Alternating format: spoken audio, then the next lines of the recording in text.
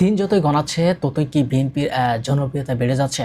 এখন এই কথা এই রাজনীতির অঙ্গনে এখন তোলপাড় চলছে। কিন্তু রাজনৈতিক অঙ্গনে এখন একটাই আলোচনা যে বিএনপি কি আবারও সেই আগের অবস্থানে গেছে।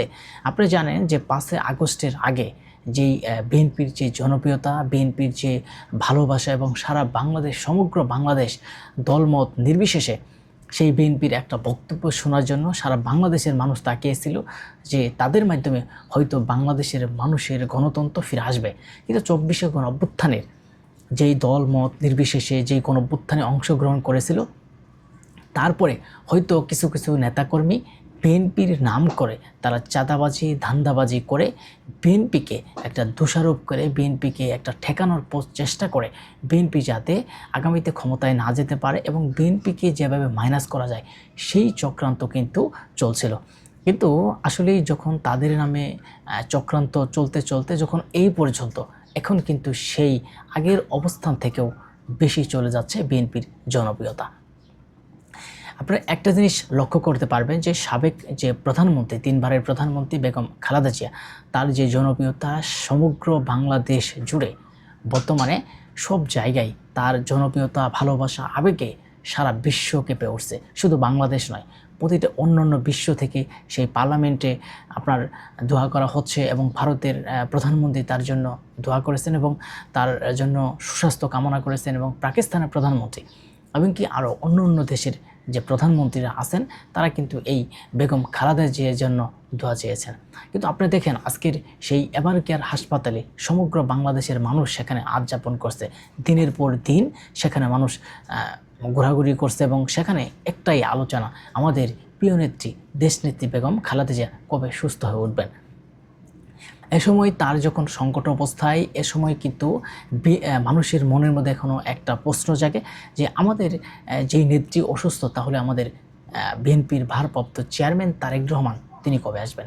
হয়তো তার দিকে চেয়ে আছে সমগ্র বাংলাদেশ। এই মুহূর্তে বাংলাদেশের রাজনৈতিক সংকট অবস্থায় হইতে পারে যে বিএনপির যদিও খালেদা জিয়ার অনুপস্থিতি তারেক রহমানের গুরুত্বপূর্ণ অতি জনপ্রিয়তাও বেশি এবং কি তার জনপ্রিয়তা এবং আরও দিন দিন বেড়ে যাচ্ছে। কিন্তু মানুষ এখন বলছে যে তারেক রহমান কেন আসছে না। হয়তো তিনি বলছেন যে রাজনৈতিক বা যে কোনো সমস্যার সম্মুখে তিনি দেখছেন, হয়তো তিনি অতি শীঘ্রই বাংলাদেশে আসবেন।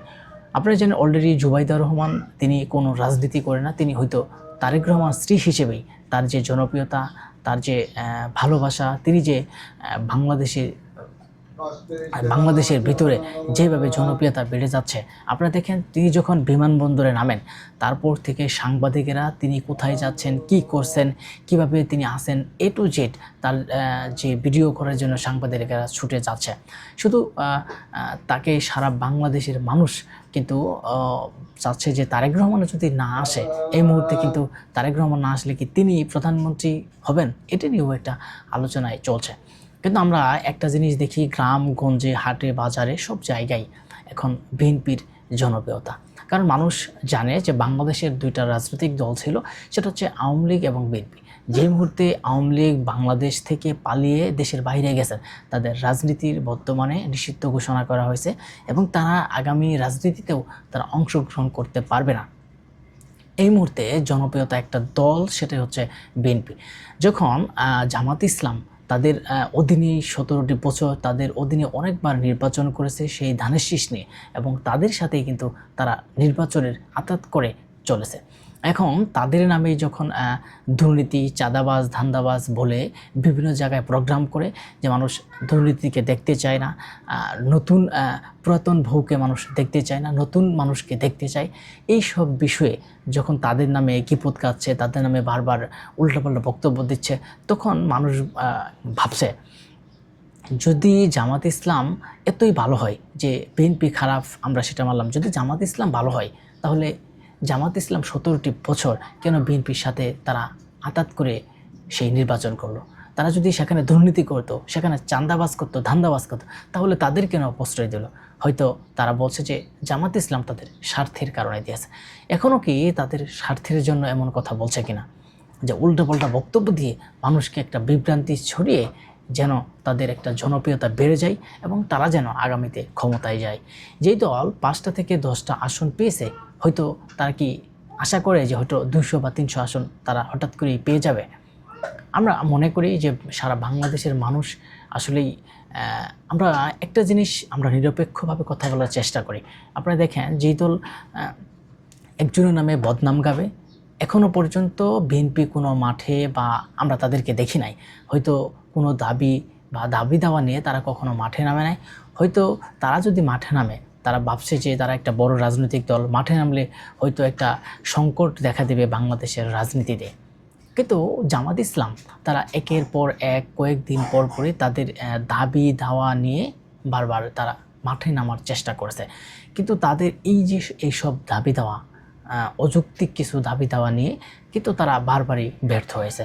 আপনি দেখেন তাদের প্রথম দাবি হচ্ছে পেয়ার পদ্ধতি নির্বাচন, গণভোট নির্বাচনের আগে, এবং কি তাদের আরও অনেকগুলো দাবি ছিল। সেই দাবি প্রতিটা দাবি কিন্তু তারা ব্যর্থ হয়ে গেছে। তারা অযৌক্তিক ক্ষমতায় যাওয়ার জন্য, ক্ষমতার লোভে তারা অযৌক্তিক কিছু দাবি দাওয়া করে। এদিকে যখন তারা বিএনপির নামে বদনাম সৃষ্টি করে, ওই মুহূর্তে কিন্তু বিএনপির জনপ্রিয়তা আরও বেড়ে যায়।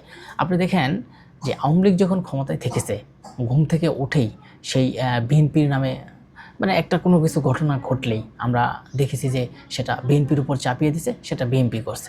এক জায়গায় যদি কোনো ঘটনা ঘটে সেটা বিএনপি করছে, একটা যদি অন্য একটা ঘটনা ঘটে সেটাও কিন্তু বিএনপির দোষ। সেই সিস্টেমে কিন্তু জামাত ইসলাম আসছে। সেই জামাত ইসলামও কিন্তু কোনো জায়গায় কোনো ঘটনা ঘটলে সেটা কিন্তু বিএনপির উপর চাপিয়ে দেওয়ার চেষ্টা করছে। তো তাদের নেতাকর্মী তারাও কিন্তু অনেক জায়গায় আপনারা দেখেন চাঁদাবাজি করছে, ধান্দাবাজি করছে, কিন্তু তারা জামাতের আমির কয়েকদিন আগে আপনার যেন একটা বক্তব্য দিয়েছেন যে তাদের দলের নেতাকর্মী নাকি কেউ সিগারেট খায় না, যে জামাত ইসলাম নাকি কেউ সিগারেট খায় না আর বিএনপি সবাই সিগারেট খায়। এটা একটা হাস্যকর বক্তব্য। তারা আসলে কি বক্তব্য দেয়? জামাত ইসলামের লোক সিগারেট খায় না, অভাব নাই। জামাত ইসলামের লোক অভাব নাই সিগারেট এবং পান। তাদের সাথে যে সিগারেট খাওয়া, যে সিগারেটের যেই আপনার ভিতরে যেটা থাকে, পান খাইলেও তো পানের ভিতরে একই যোদ্ধা হিসেবে ব্যবহার করে। তাদের যে 8 দলীয় সমন্বয় জোট, যে চরমোনাই ফির সাহেব, তিনি তো মনে করেন যে যোদ্ধা দিয়ে পান খা, তার এখনও বক্তব্য দিতে গেলে তার মুখ লাল হয়ে যায়। কিন্তু তারা আসলে তাদের কাছে থাকতেই তারা আসলে উল্টাপাল্টা বক্তব্য দিয়ে মানুষকে বিভ্রান্ত করার চেষ্টা করে। আমরা দেখি যে আমাদের আলোচনা হচ্ছে আসলে জামাত ইসলাম যখন জামাত ইসলামের জনপ্রিয়তা বেড়ে যাচ্ছিল, আমরা দেখেছি যে 5 আগস্টের পর যখন বিএনপির নামে অনেক কিছু বদনাম করা হচ্ছে, হয়তো জামাত ইসলামের অনেক জনপ্রিয়তা বেড়ে যাচ্ছে। কিন্তু যখন জামাত ইসলাম একের পর এক তাদের বিরুদ্ধে বক্তব্য দিছে, তাদের বিরুদ্ধে কথা বলছে, তখনই কিন্তু আমরা দেখেছি যে জামাত ইসলামও কিন্তু এখন আর মানুষ চায় না। এখন মানুষ কি চাই? এখন মানুষ সেই আবারও বিএনপির সেই গন্তব্যে পৌঁছে গেছে। আপনারা ঢাকা থেকে যদি বলেন যে ঢাকার এই আসনগুলা জামাত ইসলাম পাবে, এটা পেতে পারে, কিন্তু আপনারা দেখেন গ্রামগঞ্জে দিয়ে দেখেন যে জামাত ইসলামকে মানুষ চেনে না, জামাত ইসলামের প্রার্থীকে চেনে না। জামাত ইসলাম 17 বছর কোথায় ছিল সেটাও জানে না, এবং 17 বছর তাদের এই প্রার্থী কোনোদিন একদিন মানুষের কাছে আসছিল কিনা, এবং মানুষ তাদের প্রার্থীকে চেনে কিনা। কিন্তু আমরা যেই কথা বলতে চাচ্ছি, যদি আপনি কোনো রাজনৈতিক দলের নামে বিপরীতে কোনো কিছু বলাবলি করেন, হয়তো তখন দেখবেন যে সেই দল আরও জনপ্রিয়তা হয়ে যাবে। রাজনীতিতে আমরা মনে করি যে তারেক রহমান যদি বাংলাদেশে আসে, তাহলে কিন্তু বিএনপি জনপ্রিয়তা আরও পাহাড় সমান বেড়ে যাবে। এই বিমানবন্দরে শুধু না, আপনারা দেখতে পারবেন যে সামান্য এই জুবাইদার রহমান যখন বাংলাদেশে আসছে, দেখেন কী অবস্থা। সাংবাদিকেরা গাড়ির উপর থেকে সে কোথায় যাচ্ছে, কি করছে, সম্পূর্ণ ভিডিও করার চেষ্টা করছে। তাহলে এত তাদের প্রতি মানুষের ভালোবাসা, বা তারা ভিডিও করার জন্য পাগল হয়ে যাচ্ছে, বা সব জায়গায় কিন্তু একই রকম আমরা দেখছি।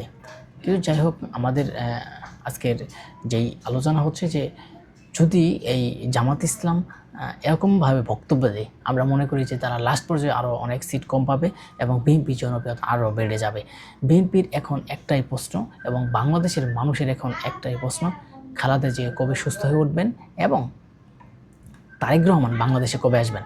হয়তো আমরা বিশ্বাস করি, বা আমরা যেই রাজনীতিক যারাই আমরা এই রাজনীতি বিষয়ে কথা বলি, তারাই আমরা একটা জিনিস ক্লিয়ারভাবে দেখতে পারি, যদি তারেক রহমান বাংলাদেশে আসেন, বিএনপির জনপ্রিয়তা আরও অনেক বেড়ে যাবে। এখন যে জনপ্রিয়তা যদি তাদের 60% থাকে বা 70% থাকে, আমি বিশ্বাস করি যে সেটা 80% রূপান্তরণ হয়ে যাবে।